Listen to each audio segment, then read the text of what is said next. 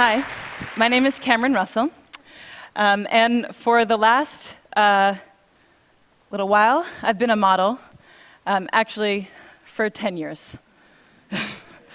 And I feel like there's an uncomfortable tension in the room right now, because I should not have worn this dress. So, luckily, I brought an outfit change. This is the first outfit change on the TED stage, so you guys are pretty lucky to witness it, I think.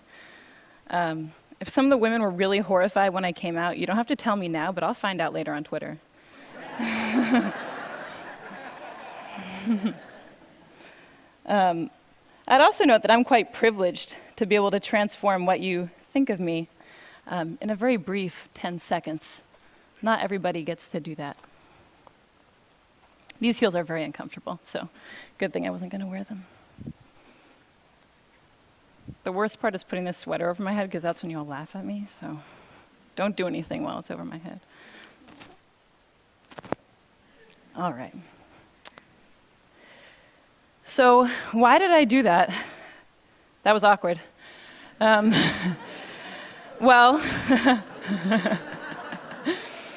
hopefully not as awkward as that picture. Image is powerful, but also image is superficial. I just totally transformed what you thought of me in 6 seconds. And in this picture, I had actually never had a boyfriend in real life. I was totally uncomfortable, and the photographer was telling me to arch my back and put my hand in that guy's hair. And of course, barring surgery, or the fake tan that I got 2 days ago for work, there's very little that we can do to transform how we look. And how we look, though it is superficial and immutable, has a huge impact on our lives. So today, for me, being fearless means being honest. And I am on this stage because I am a model. I'm on this stage because I am a pretty white woman. In my industry, we call that a sexy girl. And I'm going to answer the questions that people always ask me, but with an honest twist. So the first question is, how do you become a model? And I always just say, oh, I was scouted, but that means nothing. The real way that I became a model is I won a genetic lottery, and I am the recipient of a legacy.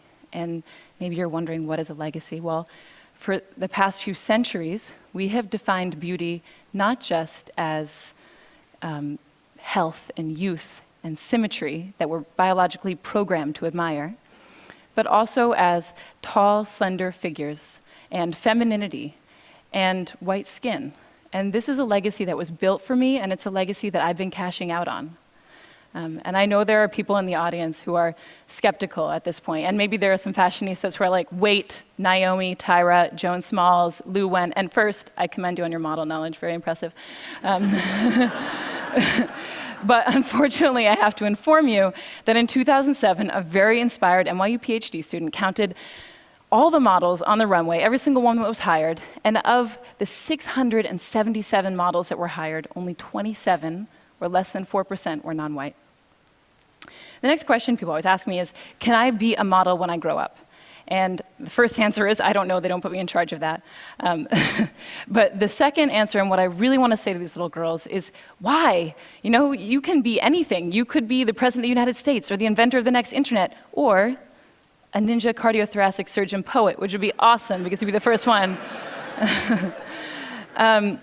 If after this amazing list, they still are like, no, Cameron, I want to be a model, well, then I say, be my boss, because I'm not in charge of anything, and you could be the editor-in-chief of American Vogue, or the CEO of H&M, or the next Stephen Meisel.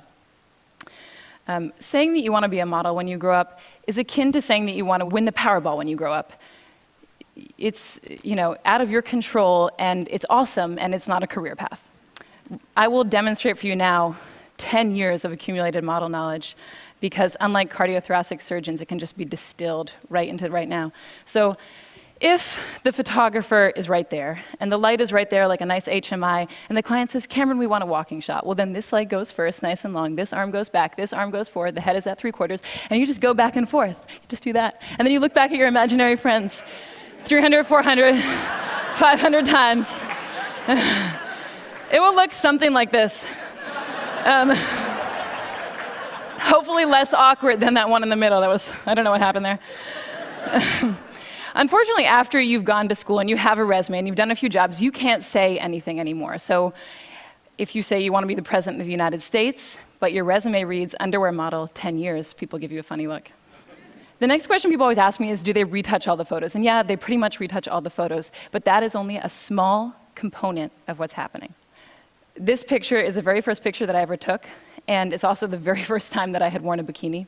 And I didn't even have my period yet. I know we're getting personal, but you know, I was a young girl. This is what I looked like with my grandma just a few months earlier.